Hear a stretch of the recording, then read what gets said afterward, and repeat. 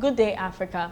Welcome to HealthAfrik on AAU TV. Today, we are discussing TIC disorders and Tourette syndromes. I know you're wondering what that one too is, but then Dr.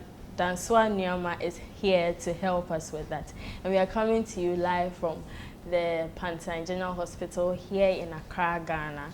We'll be going on a quick break, but before we go, my name is Bridgette Denteh. Please stay tuned. Botswana Accountancy College is a business school that was set up over 2 decades ago to contribute towards the human capital development in Botswana and beyond. BAC has over 20 years diversified its product portfolio to offer accounting, business, leisure, management, and ICT-related programs at undergraduate and postgraduate levels, as well as consultancy short courses to augment professional skills. In achieving this diversification, the college has partnered with UK-based universities of Derby, Sunderland, and Sheffield Hallam University, as well as professional bodies such as SEMA, Beaker, AAT, ACCA, CIA, Cisco, Microsoft, SAP, ESA, and SIPS to allow our graduates to have a globally recognized qualification and be globally competitive. To learn more about BAC, contact us on 3953-062 in Gaborone or 241-0558 in Francistown, or visit our website on www.bac.ac.bw. Also, you can visit our social media pages on Twitter, Facebook, and Instagram. BAC, celebrating over 20 years of creating business leaders. You're welcome back from that quick break. As I said earlier, today we are discussing TIC disorders and Tourette syndromes with Dr. Dansua Nuamah. Doctor, thank you very much for making it again today. We really appreciate your time. I'm happy to be here. Okay, so I'd like you to take us through what a TIC disorder and what a Tourette syndrome in children and adolescents. Okay, so TIC disorders, the definition for a TIC basically is that it's a sudden, repeated, rapid, not rhythmic movement that involves, like, so you talk of motor and also talk of vocalization as well. So it's a sudden, repeated movement that is not rhythmic, so it doesn't have any particular pattern and it repeats itself. But then it's not something that generally is voluntary, like the person is intentionally doing it. And oftentimes as well, it may also involve you may hear some sounds as well for some people. Okay. So, is it the same as a Tourette syndrome?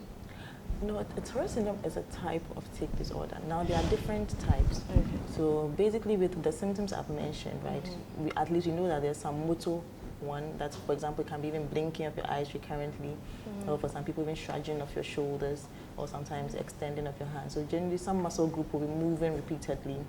And then also, you could have the vocalization as well. Tourette syndrome is when someone has these features. So the person has both the motor and the vocal. And this has been going on for at least a year. When we say at least a year, it doesn't necessarily mean that it's been continuous for the whole year. So that every day the person is doing it for the whole year. When someone has this tics, sometimes it happens in some episodes. So let's say it may happen for 1 hour in a day. And then for the next 3 months, the person may not have any at all. Then another may happen again. So we give it about a year from the very first time the person experienced such a thing to about a year. If after that period of time, the person still experiences it, and then it has started before the person was 18 years old. So meaning that it started during childhood or adolescence, before 18 years old. And then finally, if it is not because of some other medical condition the person may have or some medication the person is on, then the diagnosis of a Tourette syndrome can be made. Okay, so is it genetic?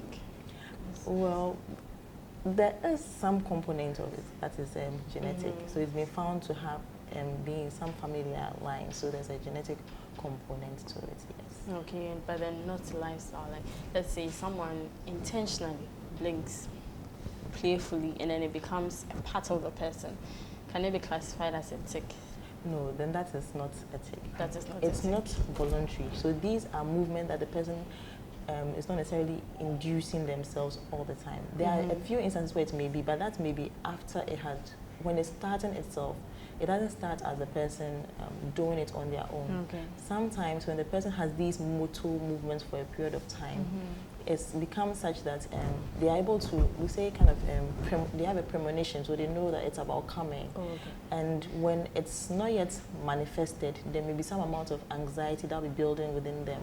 So some people may then start kind of doing it, trying to relieve the anxiety.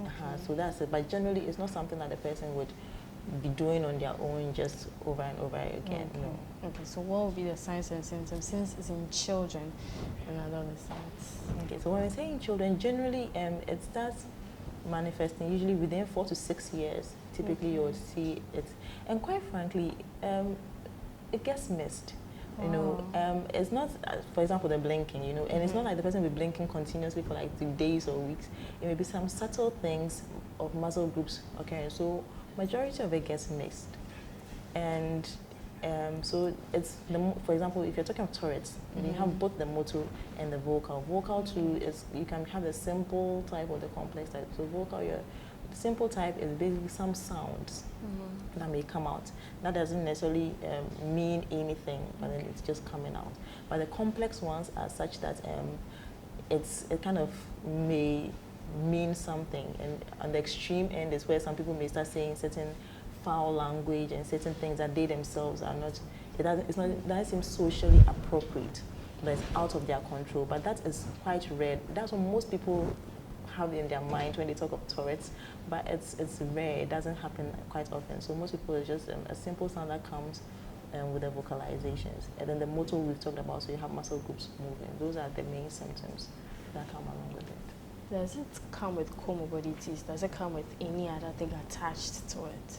Yeah, so for children, generally it can come along with other conditions. But then the conditions that may come along with it may vary depending on the age of the person. So for children, as we said, typically at 4 to 6 it may come, but it would peak in severity usually around 10, 12, and then by adolescence it starts going down, and mostly by adulthood it would have abated on its own. Just 1% will still continue into adulthood.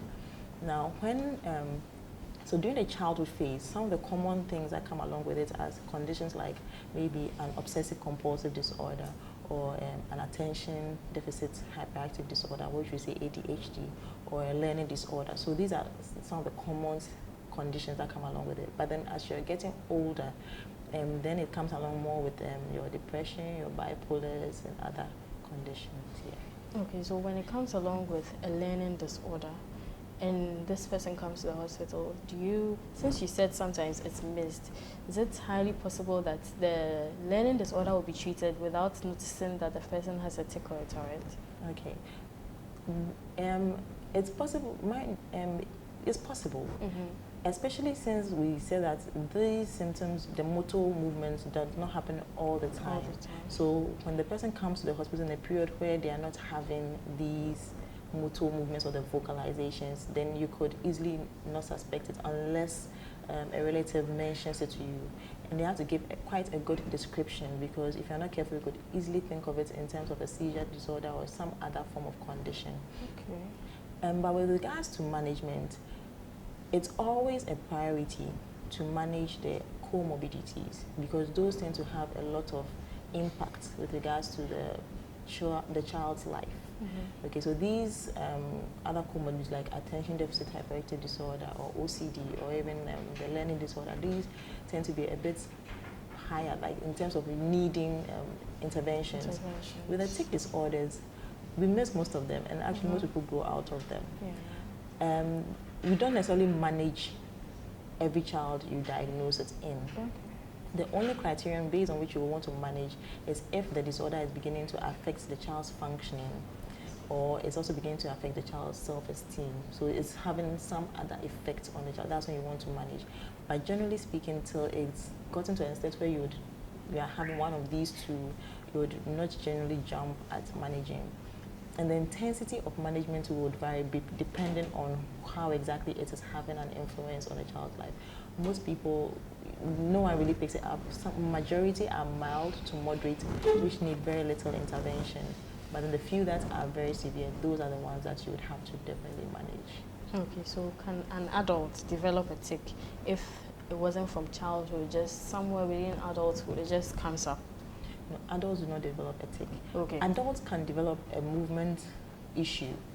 So let's say as an adult, you may end up having some issues with regard to some body parts moving, but then the diagnosis wouldn't be a tic. Then we'll be looking at other conditions altogether. Yeah, so differentials can be like a myoclonus or some type of seizures, depending on the nature of the person's movements. You have to look into there are lots of diagnoses that it could possibly be in an adult. So for all under TIC disorders, there are different types. Tourette's is just one of them. But for all of them, it has to start before age 18. Before it can be diagnosed as a tic. Okay, so how different is a tic from a twitch? Okay. So I think, well, generally, you know, the body has nerves, so we have what we call a nervous system. That's like the electrical wiring system of the body. And based on how these wires fire, you would have, that's what helps us pick up information from our environment, interpret it, and then respond. So you may have once in a while some nerves firing whilst not really supposed to. So you may have a little twitching in a finger here or an eyelid or something like that. That would be just a one-off. If it's happening during childhood, you may want to look at it a bit more closely because then it could be a tic. But if it's after 18 years, you're not really thinking about a tic. Okay, so we talked about the fact that it's being looked at after a year. After a year, won't it be too late to treat it? Okay, so what I meant to say is that the diagnosis of a Tourette is made after a year. The person has experienced, from the first episode till about a year, we've had recurrence of these. Okay. But then, as I said, under TIC disorder, there are other diagnoses as well. So one of them is what we call the provisional TIC disorder, basically. So with that one, the duration is less than 1 year. So when you start having these symptoms and it's less than a year, then that is the diagnosis that is put to it. And if it is continuous, let's say, but then just motor, without any vocal aspect, or vocal without any motor aspect, then that's when we talk about persistent or the chronic form. And then the Tourette is the one that has both. Okay, so with all of these, so definitely once you start having these symptoms, we'll be looking at it, but then the diagnosis may be a bit different based on the features. So definitely if there's a need to manage even the provisional phase, that's before the 1 year, that can be done. Just until you've hit the 1 year mark, we can't really say it's a Tourette, mainly because the extent of persistence hasn't really yet been established. Okay, so can someone grow with it? Even though it's not, let's say it's not persistent, so it wasn't noticed, and then the person is above 18, has grown with it and still not noticed, but then it's still growing. Yes. People grow with it without diagnosis and anything. Exactly. So it's possible. It's possible for an adult to show up with a complaint of having these movements. But when you're getting the history, you realize that it has started during childhood. So with that one, if the characteristics still fit with regards to the person having a motor component and still a vocal component, the Tourette's diagnosis can still be made. Because I said that about 1% would grow from childhood into adulthood with the condition. And these symptoms too, you know, there are some things that may make, as I said, it's not always, but then there are a few things that may get the person to have a bit more of them. So if the person is very excited or very stressed or anxious, you may end up having a bit more of these episodes going on as well. So there are some therapies to look at adjusting and helping someone cope with these things as well. Okay, so doctor, we'll be going on a quick break, but before that, when we come back, I'd like you to explain how a child would, you know, relate in a school setting, and how even teachers will relate with such a child once, or if they don't know that this child has this. Okay, so viewers, as you've been listening, we're talking about TIC disorder and Tourette syndromes. We're going on a quick break. We'll be back shortly.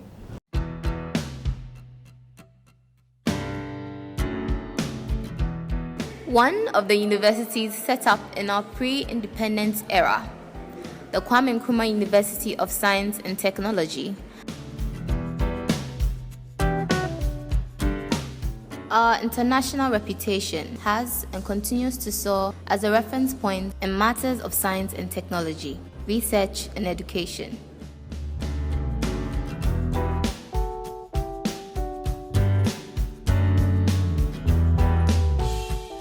We believe that the future belongs to those who have sound technology acumen. I love USD. I love KNUST.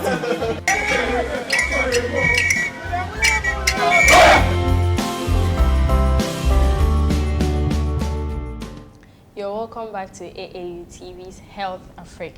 Today, as I said earlier, we are discussing TIC disorders and Tourette syndromes. Doctor, before we went on the break, I was asking, what will a child or what will teachers do if teachers don't know that this child or adolescent has a TIC or a Tourette syndrome? The person will be in the class and then teachers might react in a particular way, like, how do you deal with this? So it's boils down to getting informed. Okay. And it's actually a scenario that is very quite possible, especially with the type I was saying, for example, a complex vocal type where the person may end up saying vulgar things. You know, it's very easy for any teacher or any person who is a superior receiving or hearing these things come out involuntarily to react very harshly to such a student.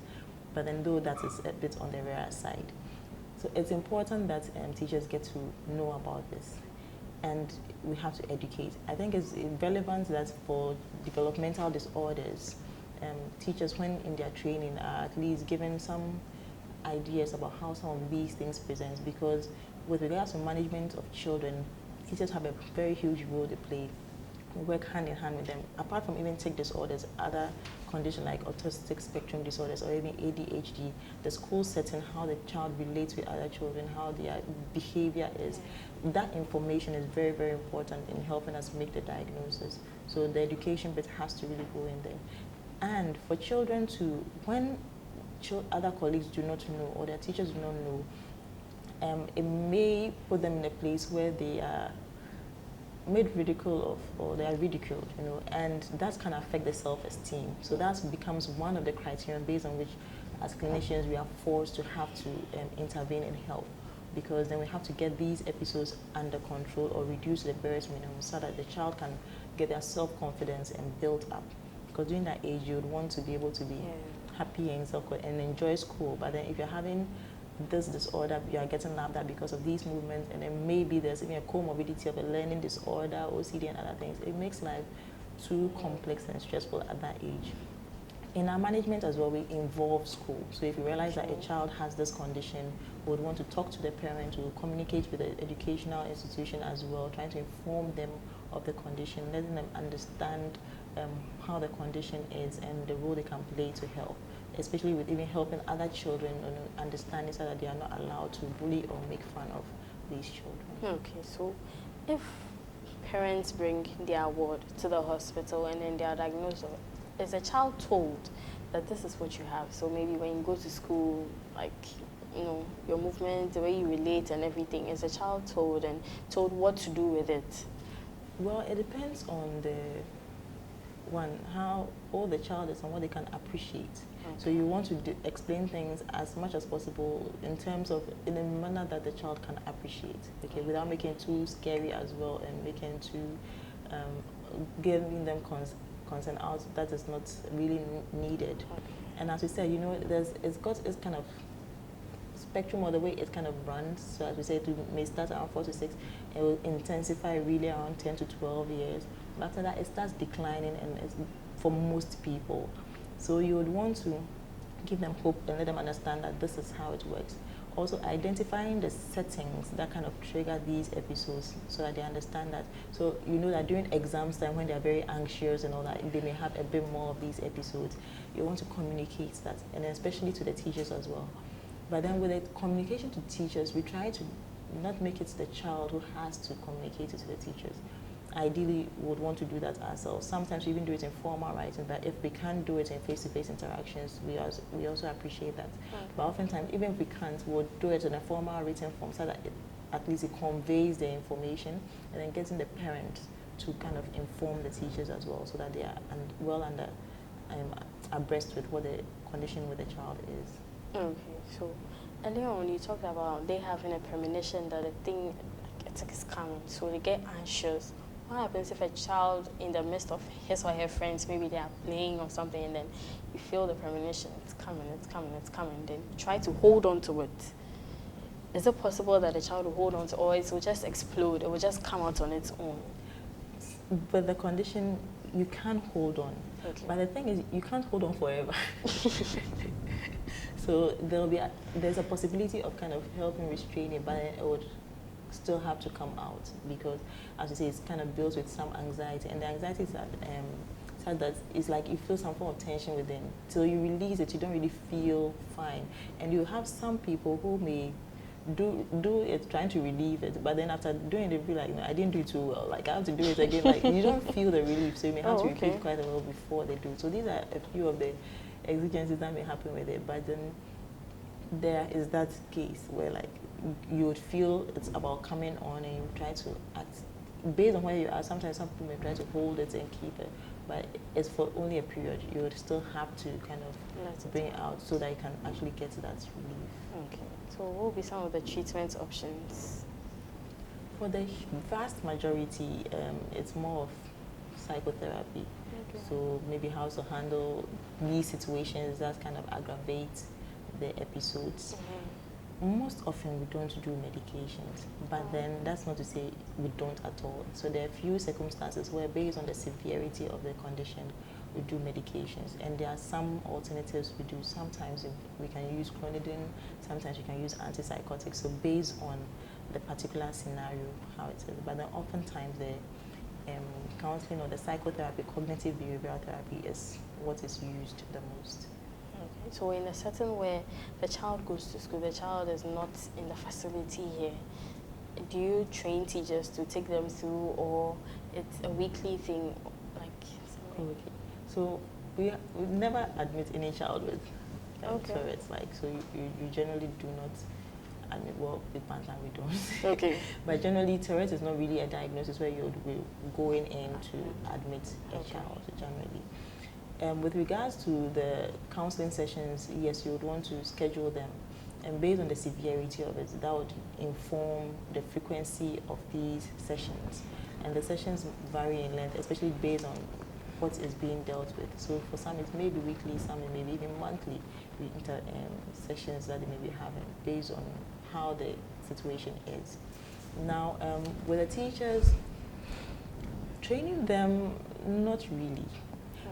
But then at least those who have been going through the formal training sections, like sector institutions, universities, degree teachers and all that, you expect that they have sessions on these topic, at least to give them a broad understanding of what it is, or a basic one, so that at least they can, one, understand. With managing the children, they don't really have to do anything too special. I think understanding it is the main thing, because there's nothing really you can do to control the episodes that's going to happen. Maybe keeping an eye on the frequency of it, and then realizing the settings that kind of aggravate these episodes, and then helping the child to relax when it's. And surprisingly, there are also times where when you're actually very relaxed, you may have a bit more of these episodes as well. So it varies for everybody. You kind of work on individual basis, seeing what suits everybody best. Okay, so if the child has a family, what will be the role of the family, like the parents, sisters who don't have it, but then maybe their little sister has? What would they also do to help the situation whilst the child is at home? Number one, giving unconditional love. Letting the child know that, yes, you are a little different, you are experiencing this, but it doesn't change the way we feel towards you. You are still loved, you are still valued, and you are not less than your siblings who do not have this. And you've got our support. You know, having that understanding and knowing that no matter what happens, they've got family with them, I think that is the most important thing. The rest is helping based on the person's trigger and all of that, to make sure the person is as comfortable as possible. And getting well informed themselves helps them to explain to others who may come in contact with the child, because we are not islands. You know, we are in a very social environment. We have churches, mosques, I mean, you go out in the community, and there's a tendency for people who don't really understand what's going on to misinterpret issues. So once you're well informed yourself, then you're able to educate rather than getting misinformed, you know, because in our setting, everything is tied to spirituality. So if you don't know it yourself, by the time you realize others have told you all kinds of things and you are jumping from one prayer camp to another, one church to another.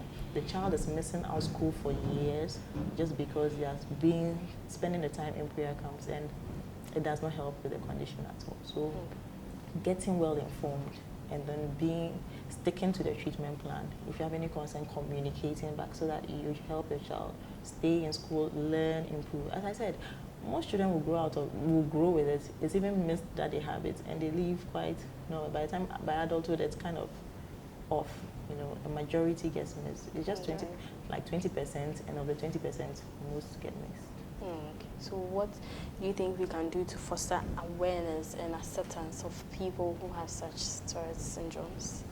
I think education is key. Education. I think the whole mental health is shrouded in a lot of myth and spirituality, but then with Tourette and anything that comes along, once it's even mentioned as a neuropsychiatric disorder, then it kind of classifies it in one thing or another. But then once we get people to understand that these are things that can be managed, and the fact that having it doesn't mean it's the end of your life, there are options available, it gives hope, and then it helps us in society also realize that we have a role to play in helping people stay well. All right, thank you. So your final words? Well, my final words are that for Tourette's, yes, we say it's something that you are not necessarily going to manage aggressively, but then it has a good prognosis, okay?